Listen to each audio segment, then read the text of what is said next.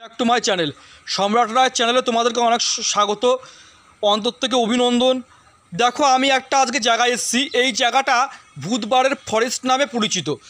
এই জায়গাটা কেমন জায়গা, একটা অদ্ভুত জায়গা। দেখো আমি তোমাদেরকে দেখাচ্ছি ফার্স্টে ওয়েদারটা। আজকে ওয়েদারের অবস্থা খুব খারাপ, টিপ টিপ করে বৃষ্টি পড়ছে। ফার্স্টে ওয়েদারটা তোমরা দেখো, ওয়েদারটা পুরো মেঘলা ওয়েদার, টিপ টিপ করে পুরো বৃষ্টি পড়ছে চারিদিকে। আর এই যে আমি যে জায়গাটায় এসেছি সেই জায়গাটা একটা ভুতুরে জায়গা, ঠিক আছে। এই জায়গাটা নিয়ে অনেকের কাছে অনেক কিছু শুনেছি, সেইগুলো শুনেই আমি আজকে ভিডিও করতে এই জায়গাটায় আসলাম।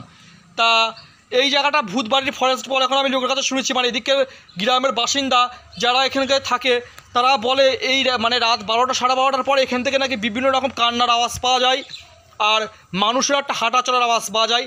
এখানকার যারা গ্রামের বাসিন্দা তারা বলে যে এখানে বিভিন্ন রকম হাঁটা চলার আওয়াজ পাওয়া যায়, আর রাত 12টা সাড়ে 12টার পরে কান্নার একটা মানুষের আওয়াজ পাওয়া যায়। এবার আমি সেইগুলো শুনে আমার না খুব দেখতে ইচ্ছা হলো যে আমি দেখে আসি তো জায়গাটা কীরকম। ওই জন্যই আজকে আমি এই মেঘলা বৃষ্টি ওয়েদারে তোমাদের সঙ্গে জায়গাটা শেয়ার করবো বলে আমি সরাসরি চলে এসেছি ভূতবাড়ির ফরেস্টে। ভূতবাড়ির ফরেস্টে তোমরা দেখো চারিদিকে অরণ্য, পুরো বন জঙ্গলে ঘেরা। এই জায়গায় যে নেমে ভিডিও করব তার কোনো উপায় নেই, চারিদিকে এতটাই বন জঙ্গলে ঘেরা যে আমার একটু দাঁড়ানোর জায়গাও এখানে নেই। আমি ভূতবাড়ির ফরেস্টটা তোমাদের সামনে তুলে ধরছি। এই হচ্ছে ভূতবাড়ির ফরেস্ট, দেখতেই পাচ্ছ তোমরা। এই জায়গাটা নিয়ে আমার একটু কৌতূহল ছিল। আমি সবার মুখে বিভিন্ন রকম কথা শুনেছি। আজকে ওই জন্য নিজেই চলে আসলাম। এই বৃষ্টি টিপটিপ করে বৃষ্টি পড়ছে এই ওয়েদারে।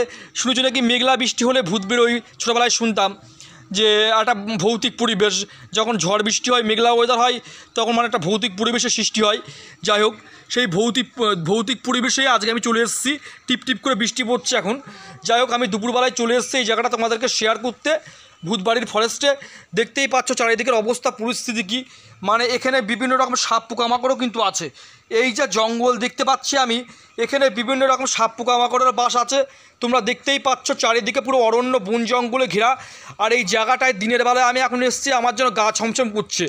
রাত্রিবেলা তাহলে একটা মানুষ যদি এখানে ঘুরতে আসে তার কী পরিস্থিতি হবে আমি সেটাই ভাবছি। আমি দিনের বেলা এসে ভিডিও করছি, আমার জন্য ভয় ভয় লাগছে, গা ছমছম করছে। তোমরা চারিদিকটা দেখলেই বুঝতে পারবে একদম থমথমে। দুপুরবেলা দিনের বেলা তাই লোকজনের কোনো গতাগম্ব নেই, চারিদিকটা পুরো নিস্তব্ধ। আর এতটাই নিস্তব্ধ, আমি লোকের মুখে শুনেছি সন্ধ্যেবেলা তো দূরে থাক, বিকেলবেলার দিকেও এইদিকে কেউ আসে না।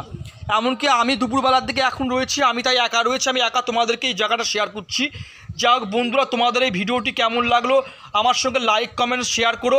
চ্যানেলটিকে অবশ্যই সাবস্ক্রাইব করো, আরও নতুন ভিডিও আমি তোমাদেরকে আপলোড দেবো। তোমরা আমার সবাই পাশে থেকো। আর আমার চ্যানেলটা অবশ্যই তোমরা সাবস্ক্রাইব করো। আজকে এই ভূতবাড়ির ফরেস্টটা তোমাদের সাথে আমি শেয়ার করলাম। আমাকে কমেন্টে জানিও কেমন লাগলো, ঠিক আছে। কমেন্ট করে বন্ধুরা তোমরা আমাকে জানিও যে তোমাদের এই ভূতবাড়ির ফরেস্টটা কেমন লাগলো, ঠিক আছে। আমি আমার ভিডিওটি এখানেই অফ করলাম।